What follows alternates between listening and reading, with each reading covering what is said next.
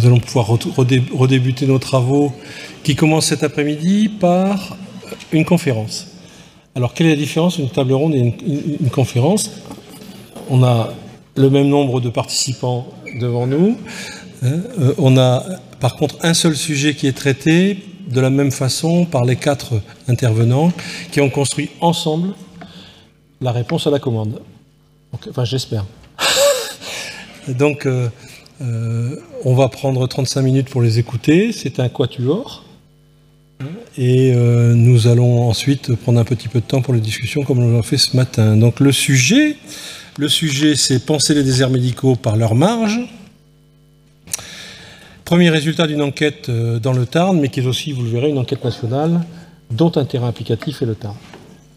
Donc les intervenants qui composent ce quatuor sont, alors pas par ordre d'apparition, mais simplement dans un rôle protocolaire que nous avons défini, le docteur Madeleine Samac, qui est maître de conférence au magnifique Institut national universitaire Champollion, donc qui est sociologue, et qui est chercheuse au CNRS dans un laboratoire qui s'appelle le laboratoire interdisciplinaire Solidarité, Société et Territoire, qui relève principalement de l'université Jean Jaurès à Toulouse, mais dans lequel Champollion est très présent.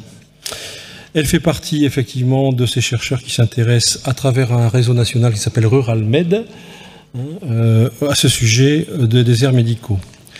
Ensuite, Véronique Auger, statisticienne, qui travaille à la CPAM du Tarn et qui est sur la thématique de gestion des risques et qui collabore avec ses chercheurs dans l'enquête Ruralmed pour la partie relative au Tarn depuis 2024.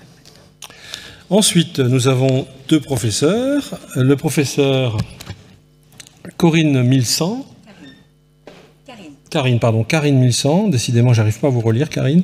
Professeur Karine Milsan, donc qui est en poste à l'école économique de Paris. Voilà, à Paris School of Economics, on dit Paris School of Economics, et qui est chercheuse dans une unité du CNRS qui s'appelle Paris School of Economics aussi. Voilà.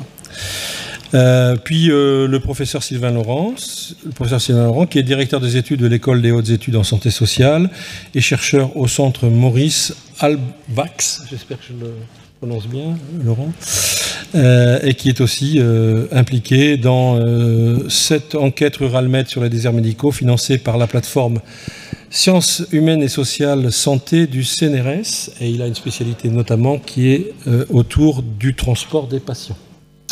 Voilà, that's all folks for me.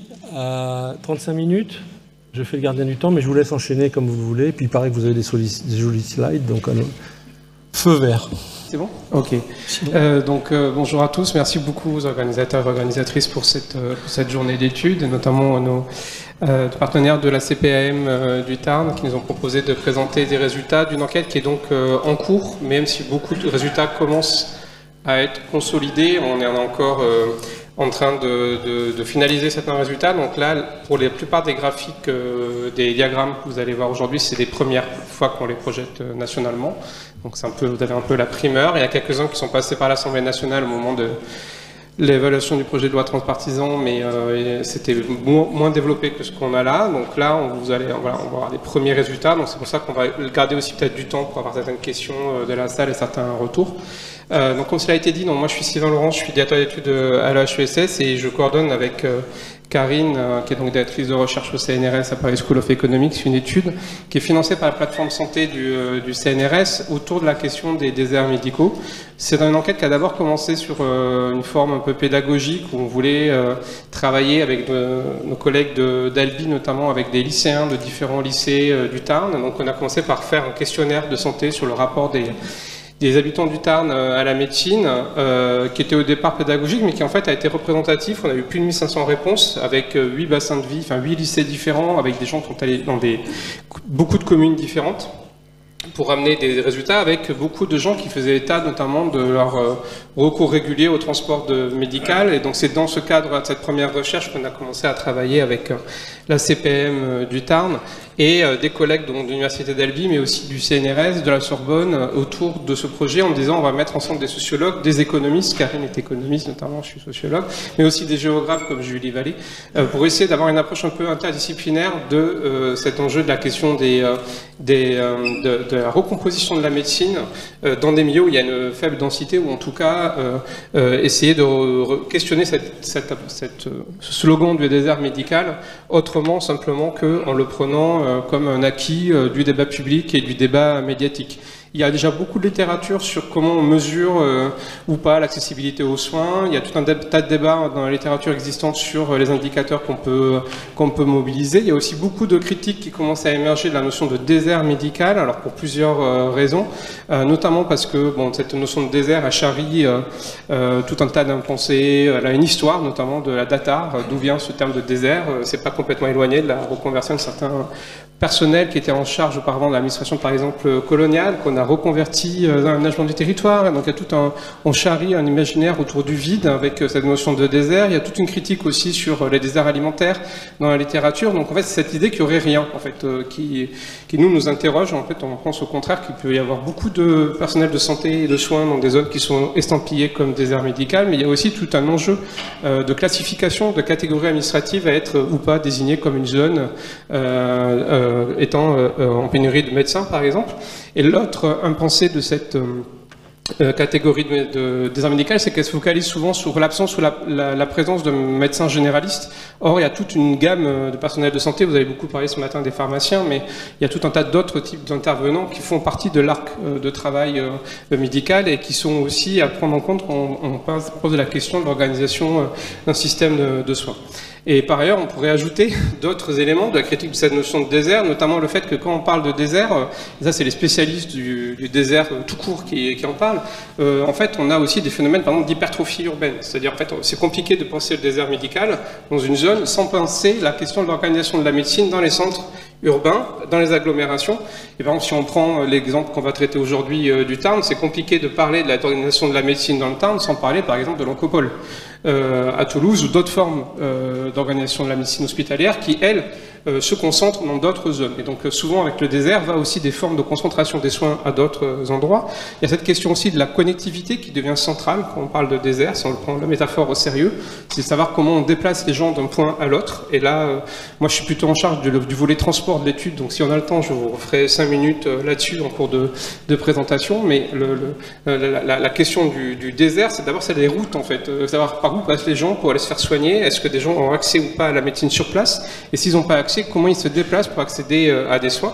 Et puis enfin, il faut aussi peut-être s'affranchir d'une définition un peu kilométrique de la distance ou de la ruralité, pour poser la question de savoir comment ces distances kilométriques sont plus ou moins vécues ou ressenties selon les ressources dont on a. En fait, est-ce qu'on connaît des médecins en ville? Est-ce qu'on est capable de se déplacer? Et là, il y a la question de savoir si vous vous déplacez, par exemple, déjà dans vos déplacements professionnels, la distance kilométrique pour aller vous faire soigner aussi n'est pas la même que si vous êtes peu mobile, etc. Donc là, il y a tout un tas d'impensés de cette notion de désert qu'on voudrait un peu essayer d'interroger en prenant ces angles interdisciplinaires. Et on s'est intéressé, donc il y a beaucoup de données nationales qu'on va donner aujourd'hui, mais on va aussi à chaque fois contraster avec le Tarn.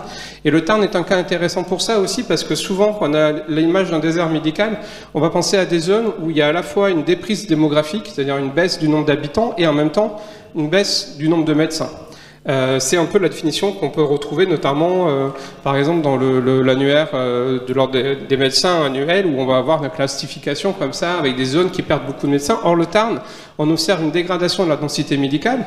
On a moins de 5% en 13 ans, mais en même temps, c'est un département qui gagne des habitants. Et donc on peut avoir des situations de contraste où on peut avoir des zones où des gens s'installent, en fait, et c'est le cas dans le département, il y a encore des médecins qui s'installent, etc. Mais ils s'installent peut-être moins vite qu'une population qui augmente. Et l'autre élément qu'on peut avoir, donc, par exemple, j'avais mis ce slide, mais on n'aura pas le temps de développer, mais il y avait, en 93, il y avait 1139 médecins inscrits à l'ordre des médecins dans le Tarn, il y en a 1131 aujourd'hui. Donc c'est pas une question juste de nombre en fait, de numérique, c'est la question de savoir par rapport au nombre d'habitants, mais aussi par rapport à quelle zone ces nouveaux médecins s'installent. Et là, ce qui est intéressant dans le Tarn, c'est qu'on a un cas où on a à la fois, donc ça c'est des données de la CPAM sur la densité des médecins par sous-zone dans un département, dans un même département qui peut de loin être perçu comme un désert médical entre guillemets. En fait, si on se rapproche de près, on voit que quand on ouvre la poupée gigogne, c'est plus compliqué que ça. C'est qu'il y a des déserts médicaux dans les déserts médicaux, mais il y a aussi des zones où les médecins s'installant garantissent une offre de soins de qualité. Voilà. Donc c'est toujours cette question de penser à la question de l'évolution de la population, son vieillissement dans certaines zones, et puis l'installation des nouveaux médecins. Ça permet d'avoir avec le Tarn un cas qui est intéressant pour nous à traiter, qui est de dire c'est pas une situation univoque comme on peut en avoir dans certains départements comme en Creuse où on a à la fois moins d'habitants, moins de médecins et la problématique n'est pas la même. Et je pense qu'il y a beaucoup de départements qui sont plutôt proches de ce type de situation. Donc pour traiter ça, je vais laisser la parole à Karine dans 2 secondes. On a un volet Quanti et un volet Quali. Le volet Quanti, je laisse se présenter notamment par Véronique. Oui, donc moi j'ai rejoint ce groupe, j'ai été contactée début 2024 pour voir s'il était possible de donner des données concernant le transport d'abord, et les soins primaires ensuite. Et puis petit à petit, les études, au fil de l'étude des données, d'autres besoins sont fait sentir. Et donc, on a rajouté à ça des bases de données complémentaires. Donc, par exemple, de quoi voir les évolutions sur les 10 dernières années concernant donc les transports, les consultations de généralistes, les consultations de spécialistes, la téléconsultation, les visites. Donc, voir un peu dynamiquement comment tout ça évolue et comment certains nouveaux actes viennent combler des manques sur le recours aux consultations. Et en fait, ça continue encore. Hein. Voilà, on échange régulièrement et au fil des recherches, on complète. Alors, d'abord sur les premiers résultats, donc ce qu'on a fait, c'est qu'on a vraiment regardé longitudinalement, c'est-à-dire à travers le temps, de 2013 à 2024, comment les choses avaient évolué. On a regardé avec une optique patient, c'est-à-dire qui va se faire soigner, qui ne va pas se faire soigner, quelle est la probabilité de se faire soigner par commune et l'évolution, en prenant en compte évidemment les aspects démographiques. On n'a pas le même besoin de soins quand on est un homme ou une femme entre 25 et 45 ans ou quand on a 20 ans et quand on en a 80. Donc on a contrôlé un certain nombre d'éléments et on a également été voir plus finement, et là à travers 2 ans, comment est-ce que le comportement pouvait varier suivant la zone géographique. Donc on a regardé d'une part une dimension temporelle et d'autre part une dimension spatiale, et on est en train de mélanger les 2 dimensions. Donc d'abord, quelle est l'offre de soins?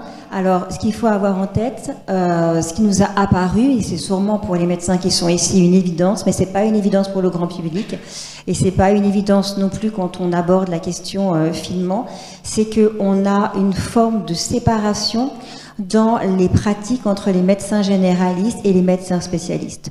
En quoi? Les médecins généralistes sont de plus en plus des médecins de secteur 1, c'est-à-dire au tarif sécurité sociale, parce que les régulations permettant de devenir un médecin de secteur 2 se sont compliquées et ne correspondent plus à la pratique des médecins généralistes.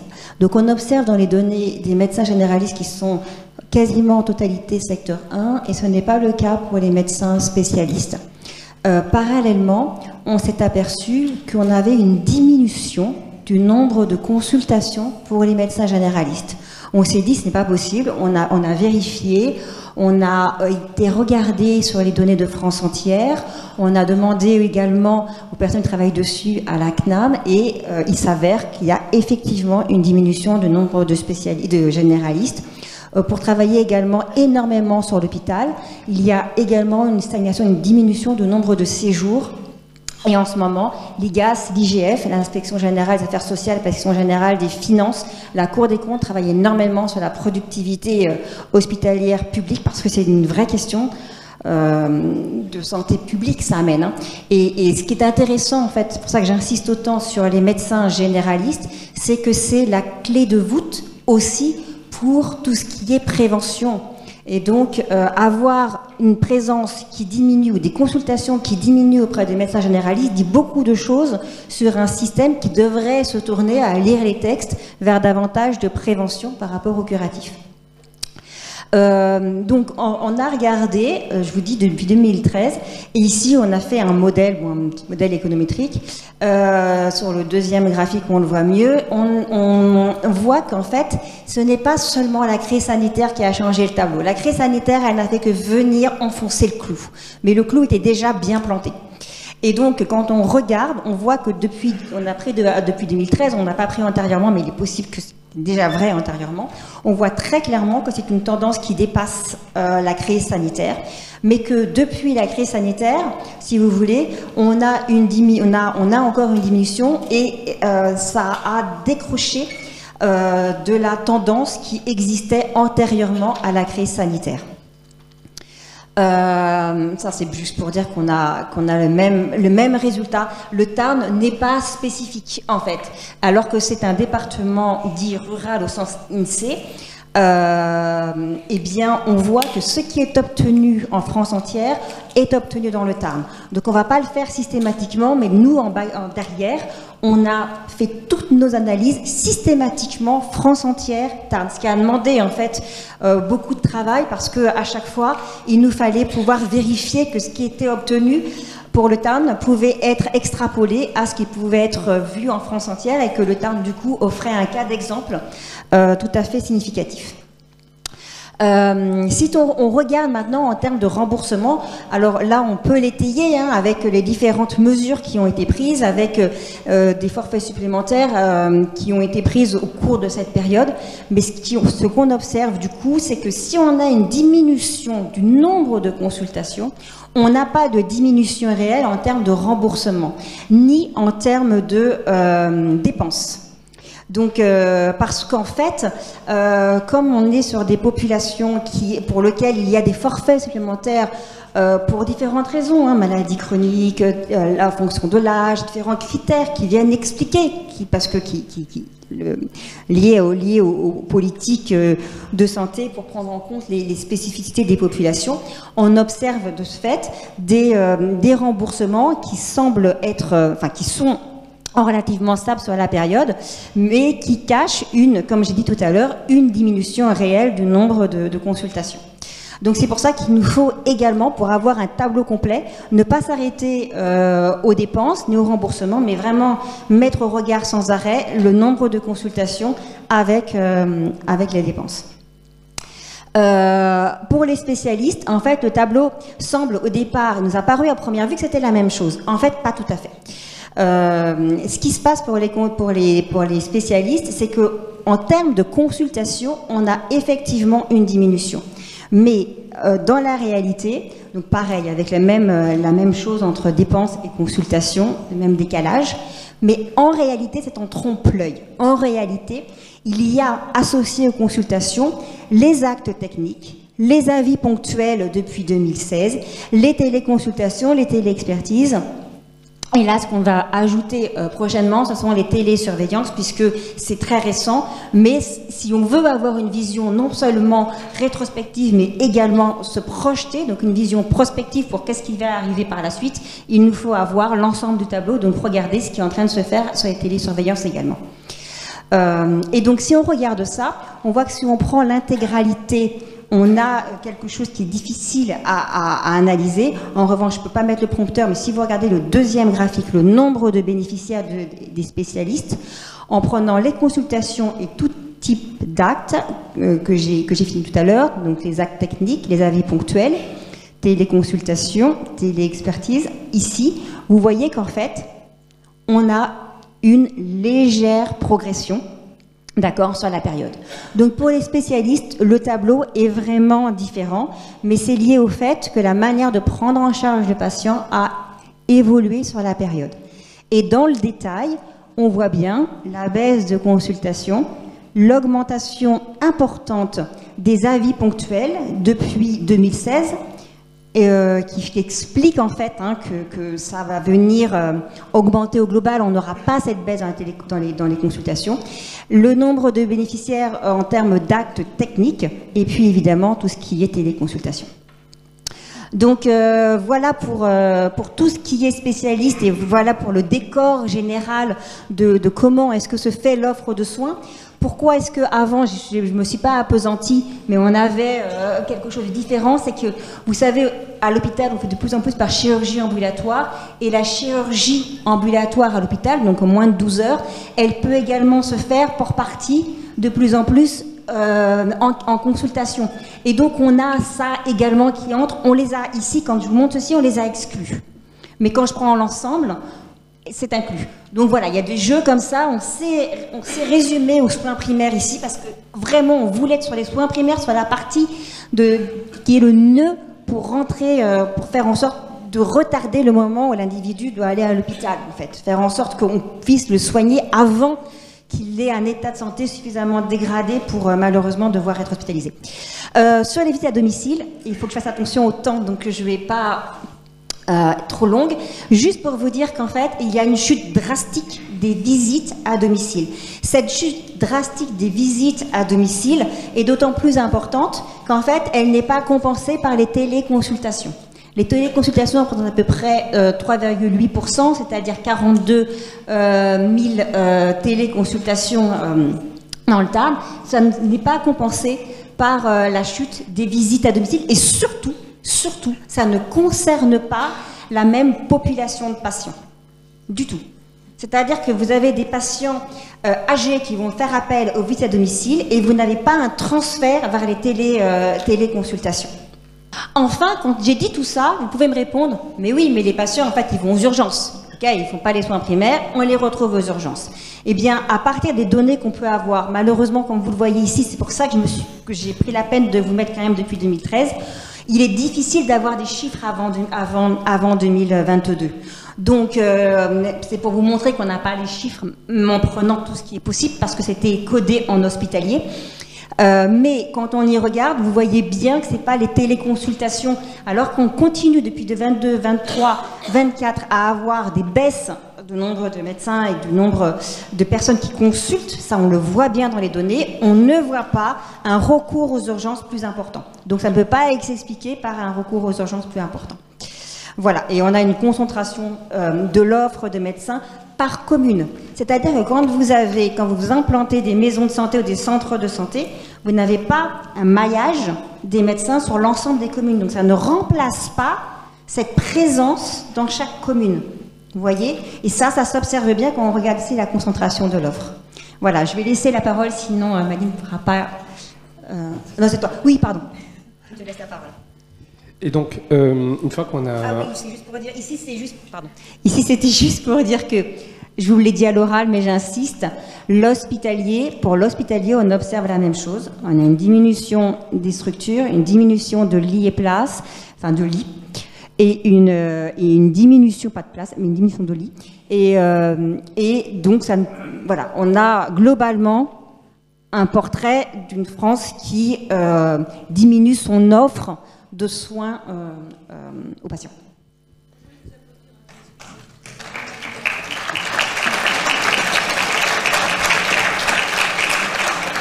Du coup, je ne sais pas si je continue ou... Il fera mieux.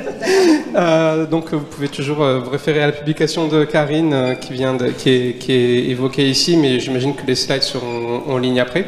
Donc, nous, ce qu'on voudrait dire, c'est qu'à partir de ce portrait robot-là, ce qui est intéressant, c'est de se dire, du coup, si la présence des médecins n'est pas la même, c'est-à-dire il y a toujours des médecins, mais ils sont peut-être pas au même endroit, le nombre de communes couvertes n'est pas le même qu'auparavant, il y a une diminution générale. Si on sort un peu de ces débats sur la densité médicale, ce qu'on dessine en creux, c'est une autre organisation de l'offre de soins où le patient va devoir aller prendre des soins ailleurs que dans sa commune. Et ça, en fait, on le saisit à travers un débat qui est traité ordinairement un peu à part dans le débat public, surtout ces derniers jours avec des manifestations de taxis, qui est la question du transport de patients. Et donc là aussi, avec le même type de traitement de données, on peut avoir, en même temps qu'on a cet effondrement des visites à domicile, cette recomposition du paysage de la médecine générale, on observe l'envers de ça, c'est en fait l'évolution du nombre de trajets. sur le département du Tarn. Alors on aurait pu faire pareil pour le niveau national. Et donc là, en fait, on a une courbe qui est quasiment l'inverse en fait de le retrait de la médecine de ville, qui est une transformation. Alors bien sûr, là, c'est des prescriptions de santé qui ne sont pas que traits à la médecine générale. Il y a dedans, il y a de la spécialité, il y a du kiné, il y a tout un tas d'autres de soins. Donc on s'est intéressé un petit peu à la démographie des trajets. Et là aussi, on voit que ça ne concerne pas toute la population de façon uniforme, mais quand même, on voit quand même qu'il y a, même dans les tranches les plus jeunes, une démographie qui touche plutôt les personnes les plus âgées, mais qui sont quand même relativement distribuées dans la population.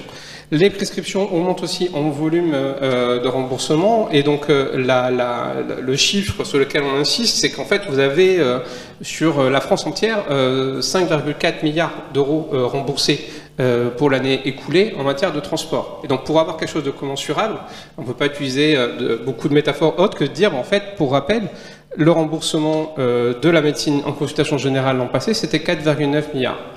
Donc ça veut dire qu'on a un poste de dépense maintenant du point de vue de sécurité sociale qui est supérieur pour déplacer les patients à celui que représente l'intégralité du remboursement en médecine générale en France. Donc là, il y a une forme, alors on pourrait le prendre sous plusieurs angles, dire que c'est une spécialité médicale cachée ou qu'on n'a pas pris en compte suffisamment. Nous, on aurait plutôt tendance à dire que c'est une conséquence d'une organisation du tissu médical, de l'offre de soins qui est devenue structurelle, c'est-à-dire ce qui était au départ la prescription de transport pour quelque part pallier à un manque de soins spécialisés sur place ou faire en sorte que l'offre de soins se poursuive, devient quelque chose de structurant et de structurel dans notre façon d'envisager le traitement des patients dans le système actuel. Et donc c'est cette dimension-là d'organisation générale qu'il faut sans doute aujourd'hui prendre en compte et en prendre la mesure.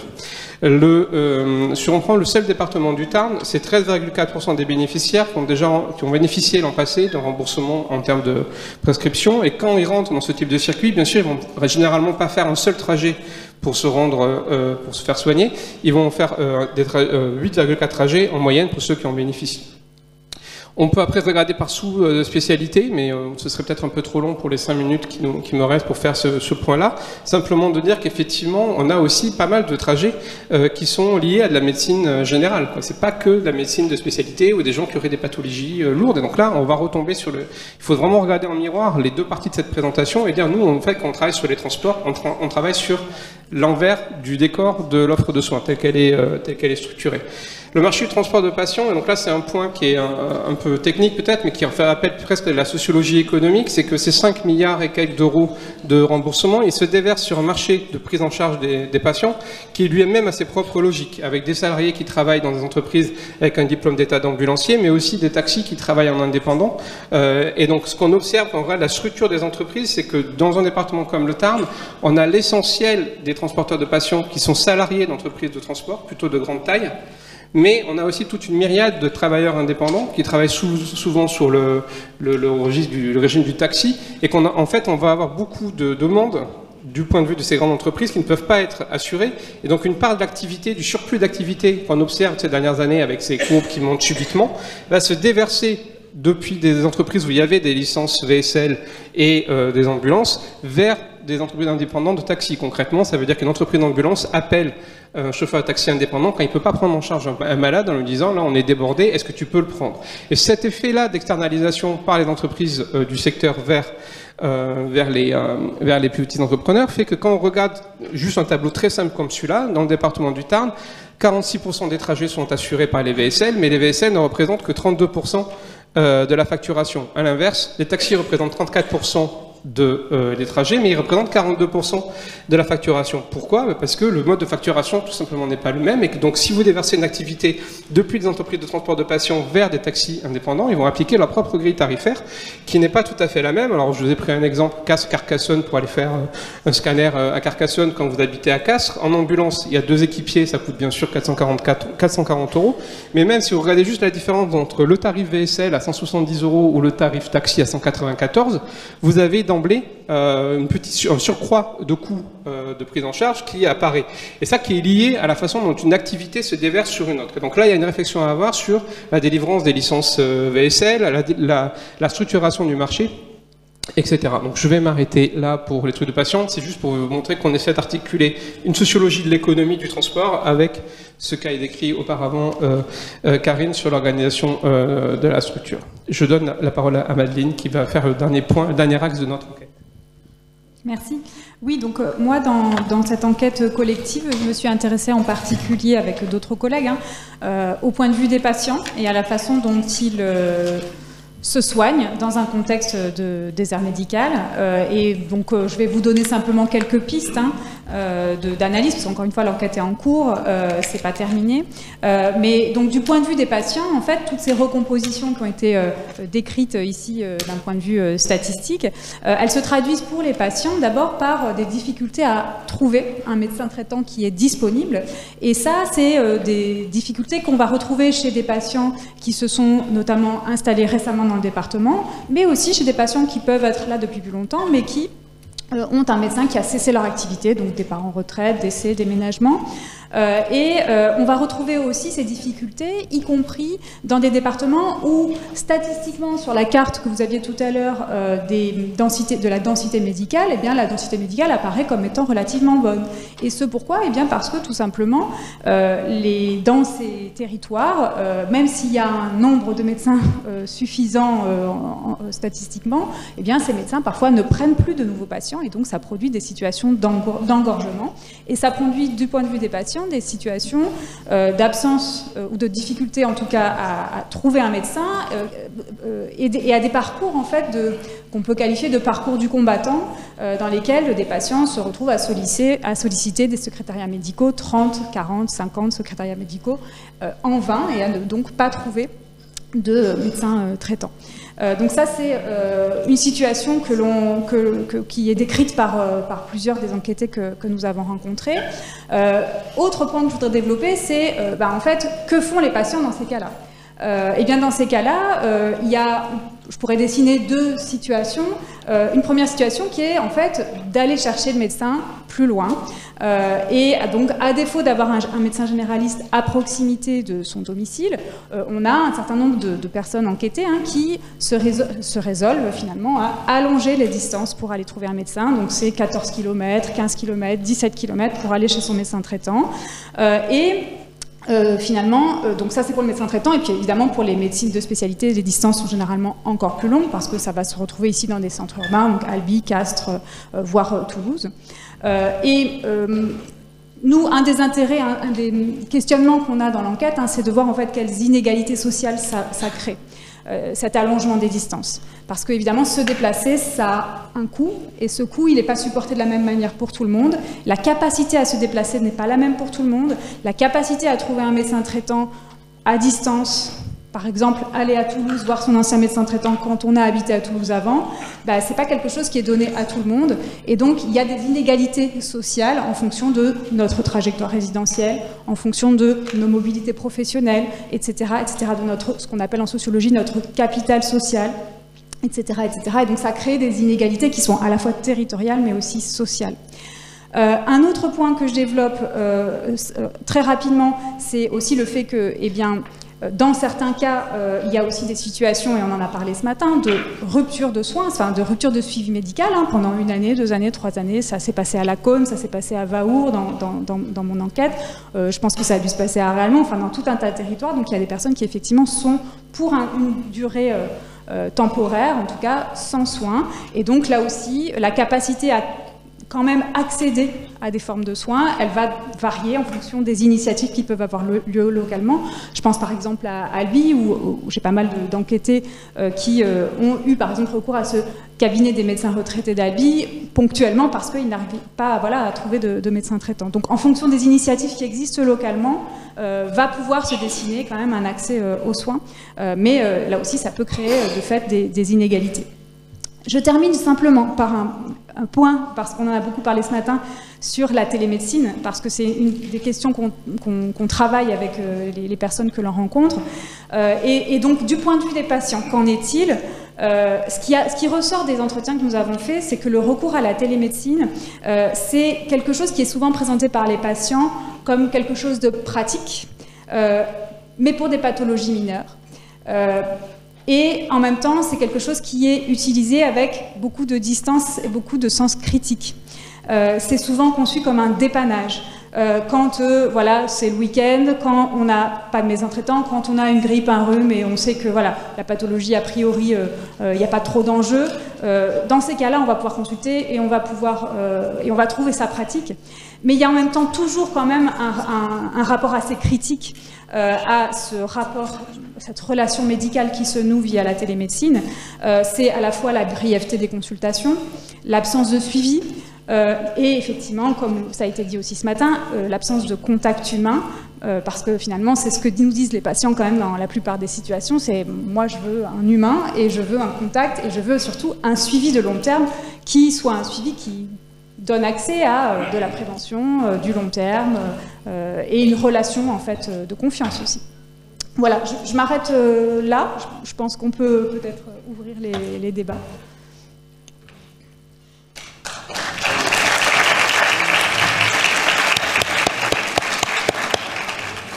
Merci au Quatuor qui a parfaitement tenu les temps. Alors, c'est en 2013, attendez, c'est en 2013, je crois, qu'Olivier Véran, qui faisait alors des études à Sciences Po, quittant son hôpital grenoblois pour dresser la perspective d'une carrière politique, avait fait son master Sciences Po sur un thème qui s'appelait, vous connaissez peut-être la publication, elle est dans Cairn. Elle est dans nos bibliographies. Voilà, des bacs à sable aux déserts médicaux. Ou, bon an, mal an, il contestait peut-être la notion de désert médical, en expliquant qu'on était sur de petites poches, fort nombreuses, mais quand même de petites poches. Moi, quand j'ai vu votre carte du Tarn, je me suis dit, tiens, on a des bacs à sable et on a effectivement une répartition, une forme d'inégalité dans l'accès aux soins sur un maillage du territoire qui est beaucoup plus fin, qui correspond en gros au bassin de vie de l'ARS, c'est le bassin de vie de l'ARS. Et donc, j'ai retrouvé cela. Bon, ceci étant, je rappelle qu'en 2013, on avait quand même conscience du problème et qu'il n'a fait que s'amplifier depuis. Et comme disent mes camarades corses, à l'issue de la conférence, c'est quand même pas bonne limonade, quoi. Pas bonne limonade. On va prendre des questions. Moi, je vais lancer peut-être le débat avec une question, c'est est-ce qu'on a des capacités de projection ? Vous faites de belles corrélations sur les années passées. Est-ce qu'on peut en déduire des modèles qui nous permettraient d'aller dans une projection, c'est-à-dire de savoir avec quelle intensité on va rentrer dans le mur? Alors, on a dans le premier questionnaire qu'on a mené, on a demandé aux gens quel était l'âge de leur médecin. On a la capacité de prévoir les départs à la retraite côté des médecins. Après, on ne peut pas prévoir la capacité d'attractivité d'un territoire qui va essayer de se battre pour avoir des médecins. On peut pas. Voilà. Après, il y a une évolution des styles de vie qui est bien décrite dans le bouquin de Marc-Olivier Desplottes sur l'histoire du numerus clausus, qui sont quand même des tendances lourdes. La fin du médecin de village qui faisait des tournées à n'en plus finir le soir pendant que son épouse s'occupait des enfants. Ce genre de structure-là, qui était un peu les soubassements aussi de cette médecine qu'on mythifie pas non plus. Je veux dire, tout n'était pas d'or avant, etc. C'est aussi des choses un peu au long cours. Donc il y a des choses qu'on peut projeter sur l'évolution des tendances, mais après on ne peut pas postuler des capacités des territoires à attirer ou pas des médecins à recomposer. Il y a beaucoup de choses qui se passent au niveau des collectivités locales, avec des centres de santé, des maisons de santé, des dispositifs qui sont mis en œuvre. Après, par contre, ça pose la question de est-ce que c'est toujours aussi à des territoires à entrer en concurrence avec le territoire d'à côté pour être plus attractif. On a fait toute une campagne sur les maires de villages. En fait, on constate que dans le Tarn, il y avait encore une dizaine de villes où il y avait des maires de villages qui étaient des médecins, selon le registre national des élus, il y a encore 10 ans. Il n'y en a plus aucun dans le Tarn. Mais à l'inverse, ce qu'on observe, c'est de plus en plus de villes où il y a des maires de villages qui sont des mairesses, infirmières, aides-soignantes, qui se battent pour faire monter des centres de santé et reconstruire du soin à travers la municipalité, le département ou la région. Et ça, cette évolution au long cours, ça peut être une touche d'espoir, mais ça veut dire aussi qu'il y a des relais par en bas, parce que la distribution naturelle par l'espace public, par les numéros clausus, etc., ne fonctionne pas comme avant, quoi. Donc ça dépend comment on le perçoit, mais c'est compliqué d'anticiper ces évolutions-là et d'avoir des modèles qui intègrent aussi ces dynamiques de mobilisation de communes ou de territoires. On a des élus qui sont dans les collectivités territoriales de type conseil départemental et conseil régional, quand même, qui sont des médecins. Si je devais compléter, juste un mot, parce que je vais laisser la place aux questions, aux autres questions. Disons que de façon technique, on peut projeter. Donc, dit autrement, on travaille quand on est technique, toutes choses égales par ailleurs, ce qui signifie si on ne fait rien, dit autrement, on est capable de projeter ce qui se passerait. Donc, on est capable. Tout à fait, toutes choses égales par ailleurs. Donc voilà, on est capable de le faire. Mais on tend à penser qu'il va se passer des choses. Marion. C'est très intéressant. Moi, j'habite en région parisienne, donc je me sens très intéressée par ce que vous avez présenté, un petit peu moins concernée, quoi qu'on dise que Paris est aussi un désert médical maintenant. Est-ce que vous ne pensez pas que le rêve d'un médecin dans chaque village, je pense qu'il faut peut-être le mettre de côté, en tout cas pour un certain temps, et qu'une des solutions à ça, c'est la médecine qu'on appelle la médecine hybride, c'est-à-dire aller alterner de la consultation présentielle avec un médecin, avec de la consultation à distance assistée par un soignant comme un infirmier ou un pharmacien, avec même aussi de la consultation ponctuelle à distance pour dépannage, comme vous l'aviez très bien expliqué. C'est peut-être là qu'on va trouver un avenir pour que les patients aient une prise en charge qui les satisfasse. Qu'est-ce que vous en anticipez? C'est pas votre taf.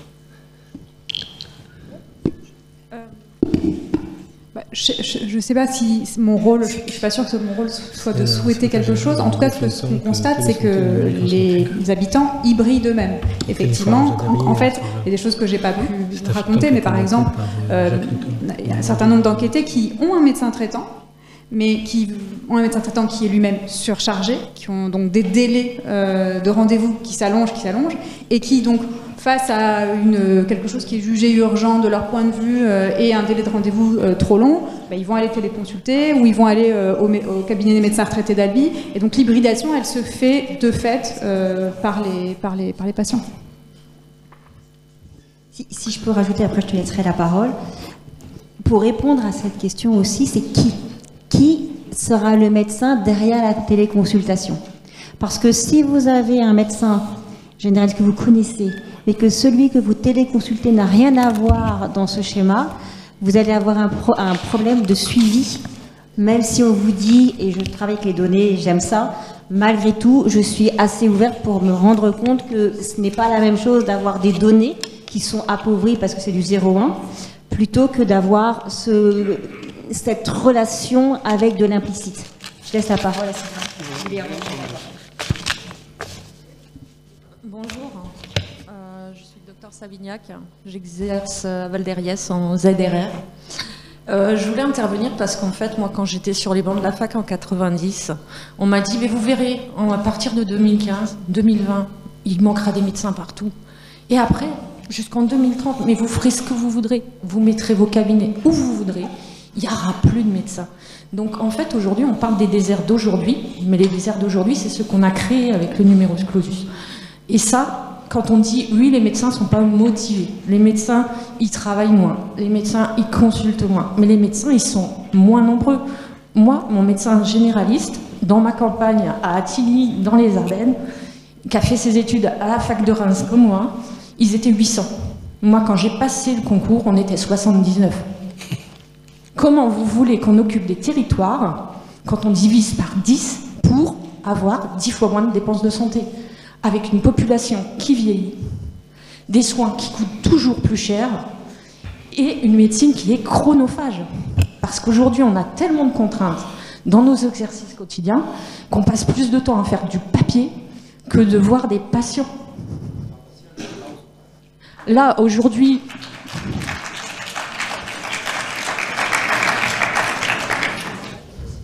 Après, il n'y a pas que nous. Il y a aussi les patients. Les patients, ils sont différents. Les patients qu'on avait il y a 20 ans, ce n'est pas les patients d'aujourd'hui. Ils sont tous 3.0, ils veulent une consultation en 5 minutes. Moi, j'ai mon cabinet, j'ai des consultations, j'ai des créneaux libres. Parce que mes patients, ils ont dit « Oh, ils sont tellement gentils, les papilles à Albi.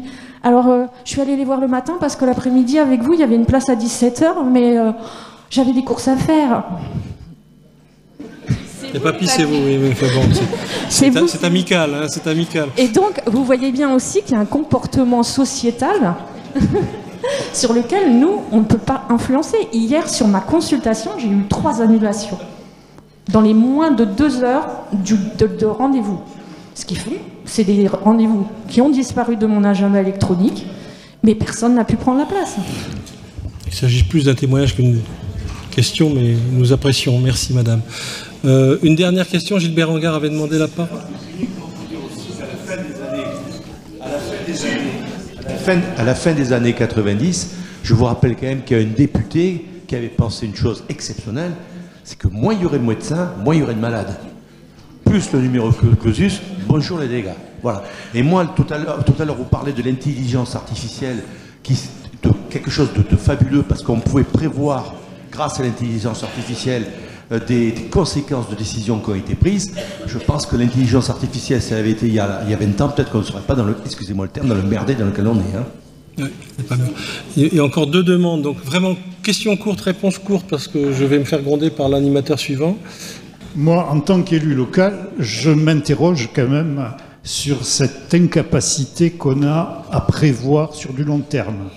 Lorsque j'ai été élu en 2020, on m'a dit « t'inquiète pas », puisque je suis élu à la santé, hein, « t'inquiète pas, en 2025, les choses vont évoluer ». Après, on m'a dit 2030. Maintenant, on me dit 2036. Et on me dit après, il y aura trop de médecins. Je me demande pourquoi, en France, on n'a pas un dispositif comparable à celui de l'INSEE dans la prévision. On a des démographes, on a des économistes de la santé, on a des épidémiologistes, etc., etc.